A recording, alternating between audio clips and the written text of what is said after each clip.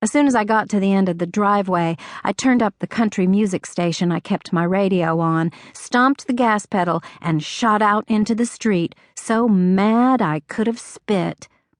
Scraped the tailpipe on the curb, too. I didn't care. I hunched over the wheel, getting madder and madder. Lurleen was going to regret the day she tried to cross me. I'd thought she was my friend. I'd worked hard for her, always taking on the worst of our clients, the ones that the other girls couldn't or wouldn't handle. I'd increased her business and made money for her, and what did I get? A piddling 25 cents an hour raise and a $25 bonus last Christmas. And she'd bought a new Mercury Cougar for herself, all the time moaning about the cost of overhead and how she didn't know how she was able to stay in business. Well, I could tell her that. She was able to stay in business because she had people like me doing the dirty work while she sat in an office making out deposit slips. The thought of it made me grip the wheel harder and stomp on the gas, billboards and speed limit signs flashing by.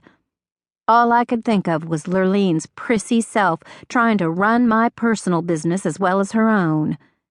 And that hair, a woman in her 50s, which she'd never admit to being, just oughtn't to use anything darker than Clairol No. 120, natural dark brown.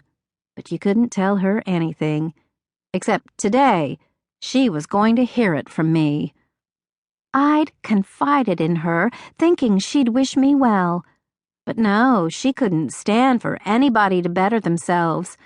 I should have had my head examined for telling her about me and Mr. Howard. I should have known she'd go behind my back and try to do me in.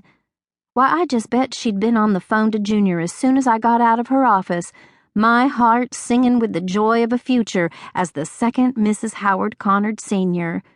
Oh, dang and double dang. Blue lights flashing in my rearview mirror. My foot came off the gas, instinct, you know, and I turned the radio down, hoping the cop car would swing past me on its way to somewhere else. But no, it slowed down with me, and I saw an arm motioning out the window for me to pull over. This had to be my worst bad luck day. Slowing, I brought the car to rest on the shoulder. I held onto the steering wheel with both hands, my head hanging down between my arms. Other cars passed by, the drivers slowing down to crane their necks at my misfortune. I sat there avoiding their eyes and wondering what else could go wrong on this awful day. I couldn't afford a speeding ticket. I couldn't take time off from work to go to court, and it wouldn't do any good if I did. Lord, I was about to cry until I raised my head and looked in the side view mirror. He was climbing out of the patrol car, all 6 foot 2 inches and 190 pounds of him fitting into that dark blue deputy's uniform like it had been handmade for him. I'd never been sure of what sauntering meant exactly until I saw Bobby Lee Moser do some of it. I watched him fit his hat carefully on his head, worried about messing up that thick head of hair he was so proud of. Vain as a peacock. He reached back into his car and brought out a ticket book. Then he sauntered over to my window, grinning like he was God's gift to every woman in the world. Well, at one time I'd thought he was. By the time he got to my car and leaned down to look in my window, the grin was gone. I couldn't see his eyes because of those black aviator shades that made him look hard as nails and just as cold. "Ma'am?"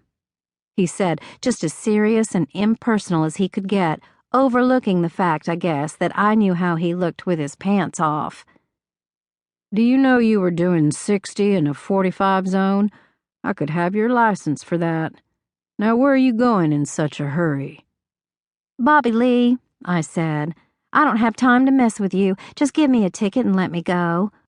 Or, better yet, I said, cocking my head and giving him a sweet smile, reminding him of times past. "Why don't you just give me a warning?